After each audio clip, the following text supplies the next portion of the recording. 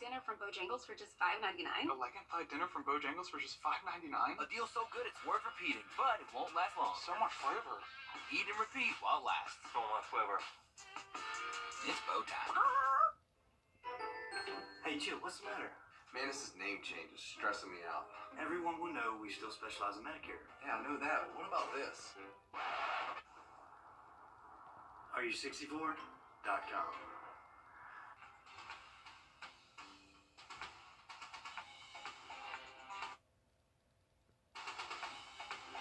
Live from Augusta, you're watching News 12 at 6 o'clock. Tonight, a Thompson family that was getting ready for a Sweet 16 now suddenly preparing to bury their child. And tonight, her family is reflecting on her life. She found a way to maneuver through life with what we would consider a disability or adversity. 15-year-old Nyla died suddenly just yesterday. Family and friends say she was a joy to everyone she met. Her death comes just months after the loss of two other students, high schooler Megan Evanroth, who also passed suddenly after she got a rare infection from a brain-eating amoeba, and Thompson McDuffie middle school student Jay Simmons, who died by suicide. Sydney Hood joins us live from outside of that school. And Sydney, they're really coming together to let that family know how much they care. Thompson High School and the surrounding area really are all a super tight-knit community, and as you can see right here, they are all coming together to not only rally behind Nyla Tutt's family, but all of these grieving families.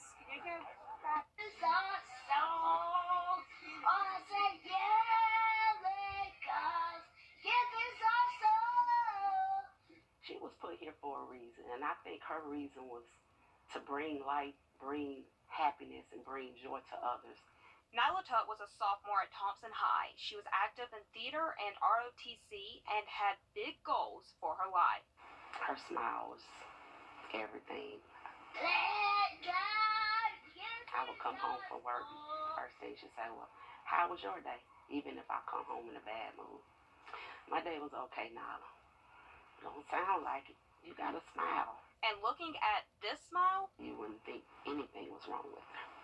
You know, Nyla, when she came into this world, she came in with a lot of odds against her. She had a congenital heart defect and transposition of gray arteries. It was adversity to us. It was survival to her. She defeated all of it.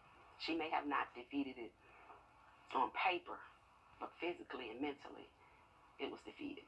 A fighter and everyone's queen. My queen. And we were actually prepping for her Sweet 16 birthday party. Paid for it last year. Her theme, because she loves TV and theater, the Fresh Princess of Bel-Air. Now she sits on her forever throne. She served a purpose, and fortunately she's with the Lord now, but job well done, Nyla. Thank you.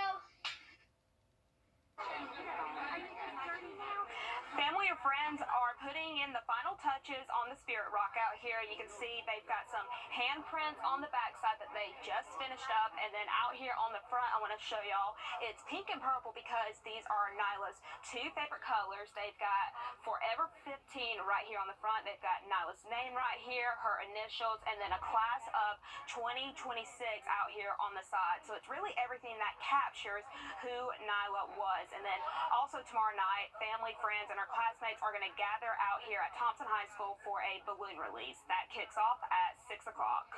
Our prayers certainly with that entire community and her family. It seems like she was a special girl. You could tell she brought life and energy into every room where she walked.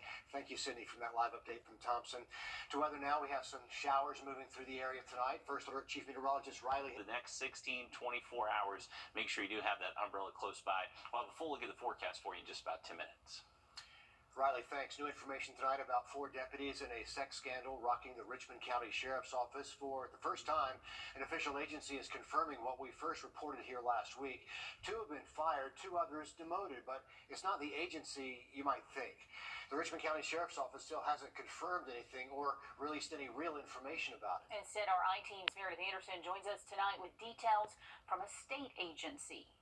It's no secret there's a shortage of deputies. Richmond County Sheriff Richard Roundtree has been pretty vocal about that. But last week, when the I-Team started hearing he fired one of his command staff, someone who's been with the department for more than 20 years, we started asking questions. We got no information. We heard he fired a deputy who had just been promoted to investigator. Still, no information. Then we heard about 2 demotions, and you guessed it, no information. But we did not stop digging, and tonight we can finally give you answers that so far the sheriff's office has not provided. It's official. Documents now show Captain Brandon Beckman was terminated from the Richmond County Sheriff's Office September 18th. Last week, the I-Team first told you multiple independent sources confirmed he and one of his subordinates had been fired after lying when questioned about an inappropriate relationship. Deputy Allison Allie Walker had recently been promoted to investigator. New documents also show her status as terminated on September 18th, the same day as Beckman. It is the first official confirmation, and it's not from the Richmond County Sheriff's Office. It's from the Georgia Peace Officer Standards and Training Council, or POST. It's a state agency that regulates law enforcement officers. As with any officer termination, POST will investigate to see if Beckman and Walker can keep their certification and work as law enforcement officers somewhere else. As for Honore Herbert and Melissa Allen, we told you last week they were demoted. RCSO never officially confirmed that either, but POST documents show Herbert's demotion was disciplinary, and it happened September 13th. Herbert, seen here in a story from several years ago about gang prevention, has been with the Richmond County Sheriff's Office for more than 20 years. His post record shows his rank dropped from sergeant to deputy sheriff. Melissa Allen was a corporal, but her rank is also listed now as deputy sheriff. Post records show her demotion happened a day before Herbert's on September 13th, and it was also disciplinary. Post has just opened an investigation into what happened with Allen and Herbert. It is so new, the case is waiting for an investigator to accept it. While Post can confirm the firings and demotions, Post cannot tell me why Beckman and Walker were fired or why Allen and Herbert were demoted. Last week, I requested a number of personnel files from the Richmond County Sheriff's Office. Late this afternoon, close to airtime, they told me they were ready. I will begin looking into those in the morning, and of course, I will keep you posted. Please do, Meredith. Thank you for that. We're also learning just hours ago another Richmond County Sheriff's Office employee was let go yesterday. Jacob Lamberth started working with the department back in 2017. His firing does not seem to be connected to the other recent firings or demotions, but we're working right now to find out more for you. Richmond County deputies and the coroner looking into the death of a homeless man today. Deputies say a grass cutting crew found the 43-year-old Matthew Watkins under the Calhoun Expressway Bridge in downtown Augusta. He was pronounced dead just after 10 this morning. Watkins will be autopsied by the GBI.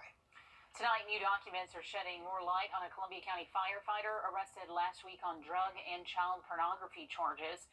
Matthew Brizendine worked with the department for 15 years. Hallie Turner dug through these files all day. So, Hallie, what can you tell us? What have we learned leading up to his arrest? Well, it's 195 pages painting the perfect picture of an employee they considered a star member of their team. From the day he was hired in 2008, reports show Matthew Brizendine has always been a star employee for the Columbia County Fire and Rescue Department over the last 15 years. In his evaluations, he's described as someone any employer would love to have. In 2013, he received glowing reviews, positive, hardworking, quick to motivate and encourage others. He was always on time, getting to work 15 to 30 minutes before his shift started. In 2013, the firefighter was working towards an officer position and was doing well, constantly training. 2 years later, reports show they believed he was ready to move up to the next level of engineer. He was promoted to lieutenant in 2021. We only found one accident on file, with a vehicle backing up into the fire station building, and the only other issue we found was an attendance issue starting in 2020. So what exactly was the attendance issue? So documents show that he was absent 10 times between March of 2020 to February of 2021, and that's two weeks worth of PTO. And were those PTO or unexcused absences? Well, no, he wasn't calling and telling his superior, so they were all unexcused. Okay, so what did they tell him? What was the punishment for that? So they came up with a verbal warning and they told him he could not miss work again without a doctor's excuse. Okay, but overall, a pretty glowing personnel file for a member of their team. Anything else unusual you found? Anything happened before he was terminated? Not really, but the file shows he completed a number of training courses dealing with drug and alcohol abuse, and the supervisor. But kind of ironically, the last certification was safe internet use, and it was just a couple of months before his child porn arrest. Okay, thanks for digging into that a little bit more, Hallie, and we know it's not the end of this investigation. One of the greatest caddies to hit the course is now a member of the Black Golf Hall of Fame. After the break, we have more on Carl Jackson's legacy. And we are looking at some heavy rain across the southern CS area. We'll have a look at our First Alert Radar Network and also look at the rest of the week's forecast just after the break. Time and temp. Brought for the next 7 days. Riley, thanks. For decades, the famous caddy Carl Jackson has stood beside golf's greatest players at Augusta National, becoming an icon in his own right. Now Jackson will be the newest member of the Black Golf Hall of Fame. Alyssa Lyons spoke with his brother about the big accomplishment. He says you can take the caddy out of Augusta National. You can't take the heart and soul out of someone who loves the game. You need to take a couple more practice swings. He is a gentle giant. Nope. Look here. But his shadow Don't be afraid. There are a lot of adversities that we had as a family. tells a different story. He's a fighter. He never gives up. Never. You know, no matter what the circumstance, he's always thinking that there's another way. There's another way of escape. Golf became Carl Jackson's escape at 14 years old. Now he's being honored for it. He has a heart for people. He has a heart for the game of golf. He has a heart that I think that most people can't completely understand. They forecast, so outside of the chance for rain tonight and tomorrow, mostly dry for the next 7 days. Riley, thanks. For decades, the famous caddy Carl Jackson has stood beside golf's greatest players at Augusta National, becoming an icon in his own right. Now Jackson will be the newest member of the Black Golf Hall of Fame. Alyssa Lyons spoke with his brother about the big accomplishment. He says you can take the caddy out of Augusta National. You can't take the heart and soul out of someone who loves the game. You need to take a couple more practice swings. He is a gentle giant. Nope. Look here. But his shadow Don't be afraid. There are a lot of adversities that we had as a family. tells a different story. He's a fighter. He never gives up. Never. You know, no matter what the circumstance, he's always thinking that there's another way. There's another way of escape. Golf became Carl Jackson's escape at 14 years old. Now he's being honored for it. He has a heart for people.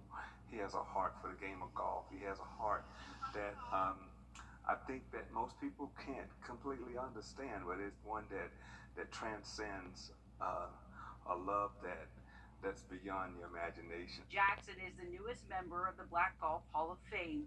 It's what's on paper that doesn't make you question why.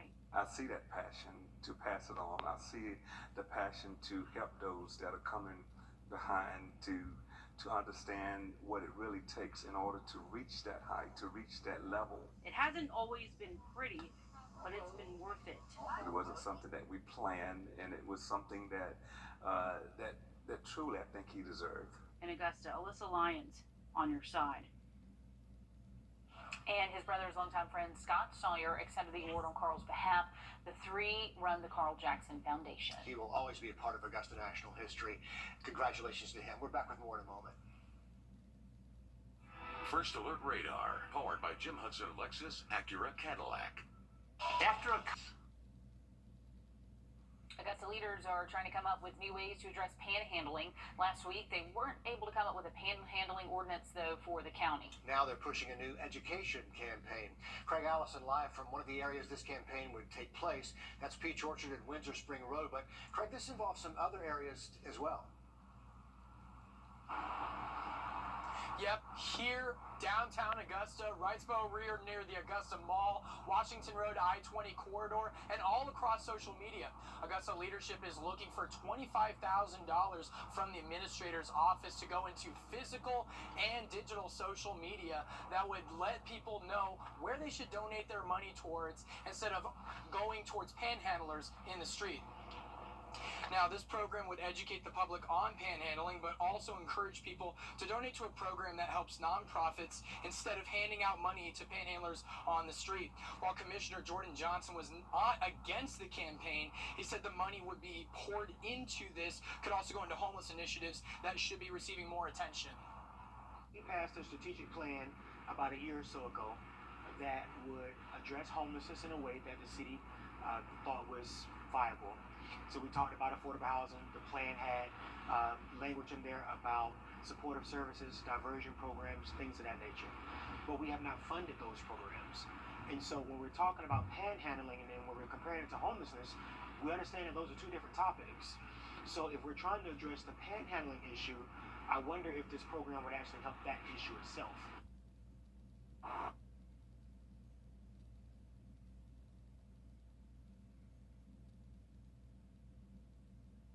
Great shot there. He tells us the move now goes to the full commission.